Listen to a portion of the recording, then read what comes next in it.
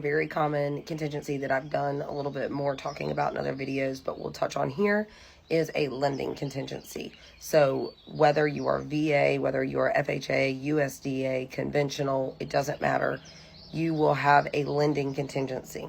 So essentially, a lending contingency says that you have, and you and your agent go through this and decide these days, and they will kind of guide you on what typically works best, because they will talk to your lender, see where you're at in the process, and see how long of the amount of time that you need. But you will put in an offer with a lending contingency that also has an appraisal contingency in it. So essentially what that means is that you have X amount of days. Each one are different. VA, USDA, all of them are a little bit different as to how they word this. But essentially it gives you, as the buyer, an amount of time to safeguard your earnest money and be able to get that earnest money back if your lending falls through in any capacity.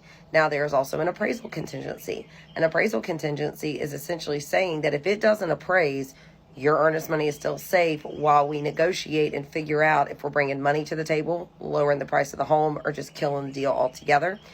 Sometimes lending appraisal also includes if, like, FHA, VA, and mainly FHA and VA, they're a little bit more stringent on their appraisals. So like for us, we had a small, like, little piece of wood.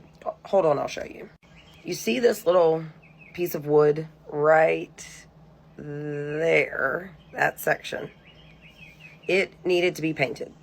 Our appraiser said there's a small portion. It was like, I don't know, like, it was probably about this big. Like, it was so small. Needed to be painted because it was not painted, and they were afraid of wood rot. They would not accept the appraisal as complete without that being done. So we had it done. But we were within our appraisal contingency period to make sure that it was completed and that that appraisal was going to be approved and our earnest money was safe. Now, say it's something bigger. I just had a client a few months back. They had an upstairs bonus room that when you walked up the stairs, there's a landing, and then you walked up the stairs, and there was a landing that jutted out kind of almost over the staircase, and it needed a banister. We knew it needed a banister. We knew that it was going to pop off, that it had to be done. I think the guy that we accepted was a V8 loan anyway. We knew it was going to happen. So we were prepared for it. However, they did pop on it and say, hey, it's got to be done. Cool, no problem. We'll get it taken care of. Had my client not been able to get that banister done, that appraisal would not have been approved. Therefore, they could have backed out and said, well, if you're not going to do it, we're not paying for it, then, you know, we're just going to back out of the contract. Same thing with, like, you see this a lot with, like, patios. If they're a certain height, they have to have a railing. So if they're above a certain height, they have to have a railing. If they're closer to the ground at a certain height, they don't.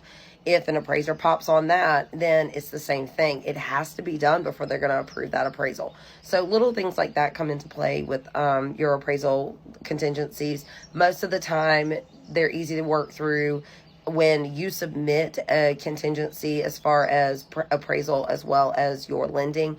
On these that we know are more stringent, there actually is a spot that says for the appraisal contingency that either you check, either buyer or seller is responsible for up to X amount of dollars to ensure appraisal is approved.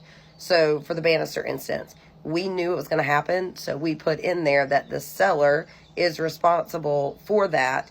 Make sure you put that into your contingency. So they did. We did it up to $500. So my seller was willing to pay up to $500 to get the banister fixed. Had it been more than that, it'd have been on the buyer. They would have agreed that, hey, up to $500, y'all are taken care of. We'll catch the rest if we need to. So there's a lot of ways to work it. There's a lot of ways to use it to your advantage. A lot of times to make it stronger, the buyer will say, hey, we'll shoulder that up to X amount of dollars so that it's less money the seller has to pay out. You know, that makes it a little bit stronger. Sometimes people say, I don't care. It's your house that you're trying to sell. You go fix it. You know what's going to happen. Your agent should be telling you what's going to happen. You either fix it ahead of time so it doesn't happen, or you're going to be on the hook for it. So lending and appraisal contingencies are incredibly common. Really, the only time you see that they aren't is if you're doing cash. My name is Morgan with Morgan Rountree Realty. I help people buy and sell all up and down the Georgia East Coast. So if you have questions, let me know.